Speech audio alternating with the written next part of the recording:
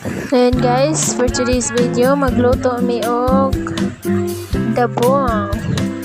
Ayan si Madi, nag-slice siya og dabong. Hinanaw lang siya pag-slice guys, para di mo masamad.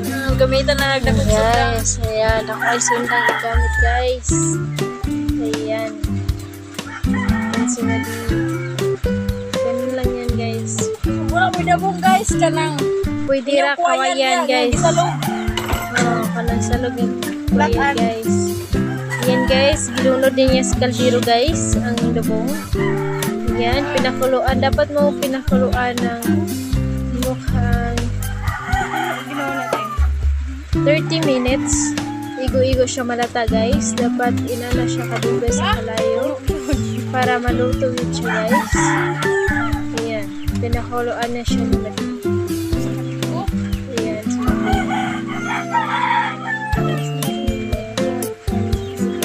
kuluan niya guys. Kuluan niya guys.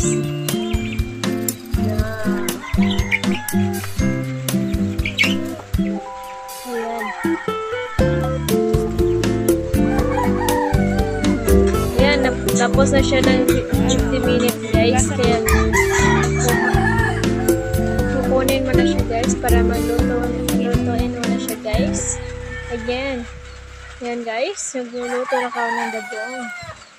Yan, hindi kasi siya pwede sa nato eh. Yan lang. Yan, yan guys, magpinirito ako ng dabong guys. Yan, dapat kunin mo yung lamas guys. Iuna mo muna yung lamas kasi yan. Ayan na siyang dabong guys. Ayan. Sarap to guys. Masarap to guys oh. Ayan. Masarap yan guys. Ayan.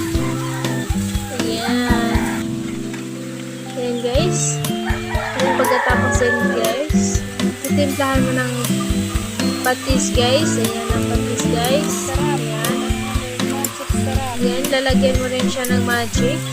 Ayan guys. Dapat alam mo yung timpla guys. Masarap to guys kapag ginisa mo yung dabong guys. Ayan. Guys. And thank you for watching this video. Please like and share of my YouTube channel. Steve G.